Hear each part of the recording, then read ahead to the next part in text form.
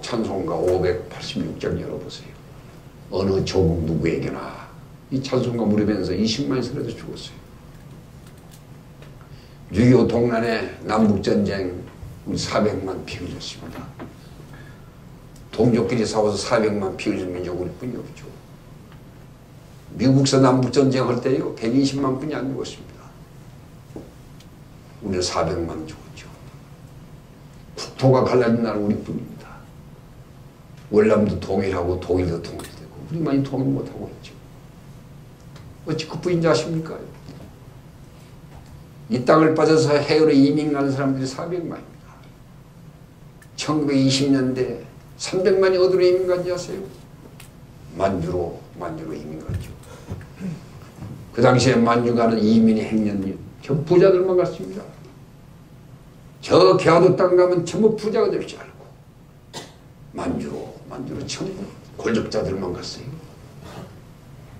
지금 여러분들 저 연변 일대에 있는 조선족들 모습을 보세요. 어떻게 설명을 해야 합니까?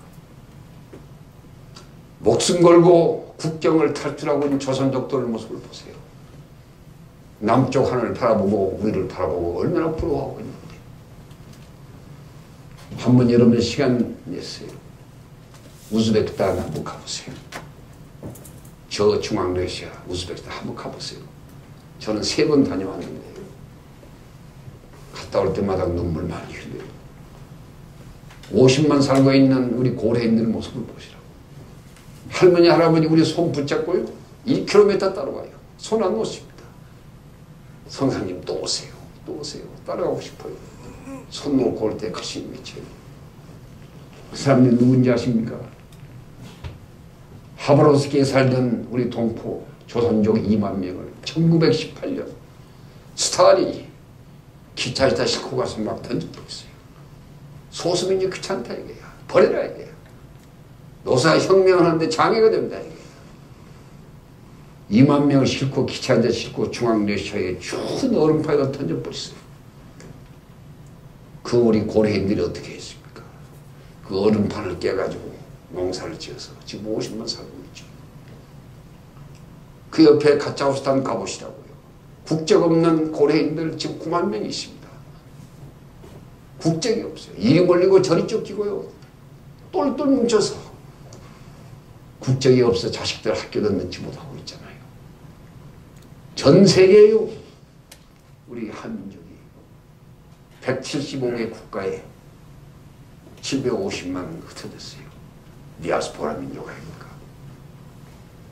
우리 인구 4,500만에 750만 흩어진 백성들, 인구의 20%가 세계 흩어진 백성들, 세계 우리뿐이 없습니다. 잃어버린 역사, 이렇게 무서운데요. 참으로 그 역사에 100년 후에 올라서서 과연 우리는 앞으로 100년 후에 어떤 기록을 남길 것인가 하는 문제에 대해서 우리 깊은 고민을 해야 합니다. 안 그렇습니까? 저는 이런 보고를 드리면서요, 참으로 저는 한 시대 지나온 과거를 생각하면서 눈물겹게 살아온 세대입니다.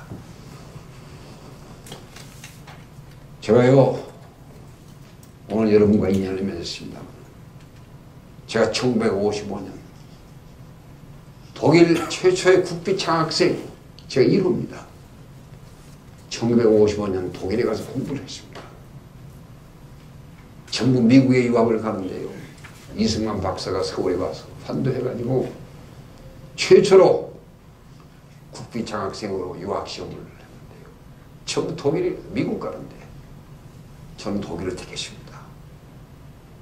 왜 그런지 아세요? 그 당시에 웅크라에서 조사단이 와가지고 한국 동남구에 유엔에서 뭘 도울 거 없느냐? 웅크라에서 조사단이 왔는데 단장이 누구예요? 메논, 인도 사람이죠. 유엔 대사. 보고서가 나왔는데 신문에 매일 나왔어요. 그 보고서가 뭐라고 나온지 아세요? 이 땅에서 경제 개발을 기대하는 것은, 이 땅에서 민주주의를 기대하는 것은 마치 쓰레기통에서 장미꽃을 바라는 것 같다. 호프레스, 희망 없는 나라다. 빨리 신타 통치해가지고 이건 일본과 중국 다 통치해버리다. 호프레스. 이게 웅크라의 마지막 보고서입니다.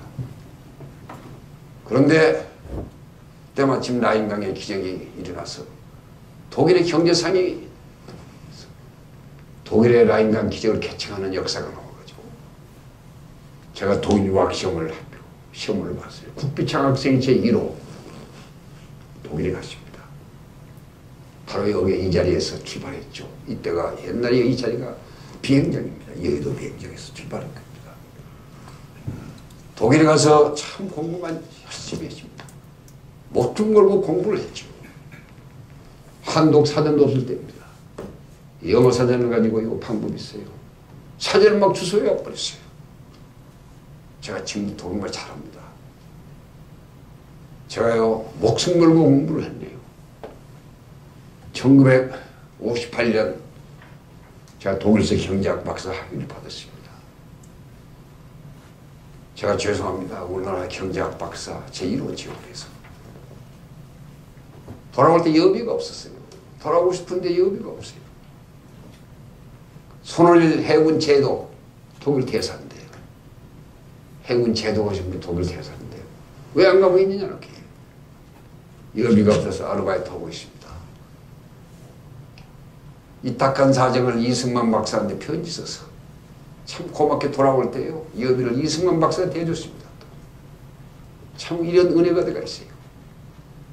1959년 12월 5일 날 돌아와서 저 흑스군 중앙대학교 교수를 했습니다. 제가. 학생들 교육을 열심히 가르쳤죠. 독일의 라인강의 기적을 열심히 가르쳤습니다. 1년 2개월 동안에 가르치고 있었더니 5.16 군사정부 터졌습니다. 군사정부 터지자마자요. 혁명정부가 뭘 했어요? 첫 번째 현금이 뭡니까? 병역 기피자 소탕작전 했습니다. 군대 안 간 사람 전부 잡아갔는데 제가요 병역 기피자 제1호입니다. 또 대학에서 강의하고 있는데 경찰이 강의 그만둬 내려오라고 내려갔더니요. 세 사람이 경찰을 잡아가더라고요. 저 논산이 끌려갔습니다. 훈련소에. 참 고생 많이 했네 거기서. 네. 산에 가 총 쏘고 여름에 가서 얼마나 고생을 해요. 네. 그때 나이가 제가 몇 살인지 아세요? 28살 됩니다. 석 달 교육을 받았는데 중대장이 내려오라고 그래요. 내려갔더니 소리 하나 와 있어요. 서울서 한 소리 보따리를 싸라고 해서 쌌습니다. 기차 타고 서울역에 왔죠. 지난번에 1월 1일 날 그게 나옵니다. 서울역에 더 내렸더니 집차가 있어요. 타고 어디 갔냐면은 남산에 갔습니다. 중앙정보부 콘서트 투기가 김정필 씨가 나를 환영해줘요. 빨리 들어오려고. 당신 살려고 힘들었다고. 지하실에 끌고 가더니요. 밥 먹여놓고 지하실에 가서 일주일간 교육받았어요. 선녀교육 받았습니다. 선녀교육이 참 무서워요. 매일 집중적으로 교육을 받았더니요. 일주일에 있으니 머리가 싹 돌아가 버려요. 바깥에 나왔더니 전부 도둑놈을 줘요. 그 안에서요. 제가 정책 판단만을 했습니다. 혁명정부. 첫 번째 하는 작업이 뭔지 아세요? 경제개발 제1차 원형계. 제가 작성자입니다. 그래서 그 안에서 만들었죠. 적당히 만들었는데 잘 만들었다고 칭찬 많이 받았네요. 그 다음에 어떻게 해요? 그걸 가지고 상공부 장관이 정내역, 그때 전부 장관들이 군인 아닙니까? 상공부 장관 정내역, 육군 소장 지금 살아계십니다. 참 훌륭한 장군이죠. 상공부 장관실에서 오라고 해서 갔더니요. 그때 상공부가 저 소공동에 있었습니다. 소공동 들어가는데 명동 들어가는데 옥상에 갔더니요. 장관 발령장을 탁 찍는데 공무원들 모아놓고 참 놀랐네요. 상공부 장관 육군 소장 정내역 특별 보좌관 육군 2등병 배경문 이렇게 들어. 제가 장관 특별 보좌관이 됩니다. 육군 2등병이. 거기 가서 알았습니다. 혁명정부의 고민을.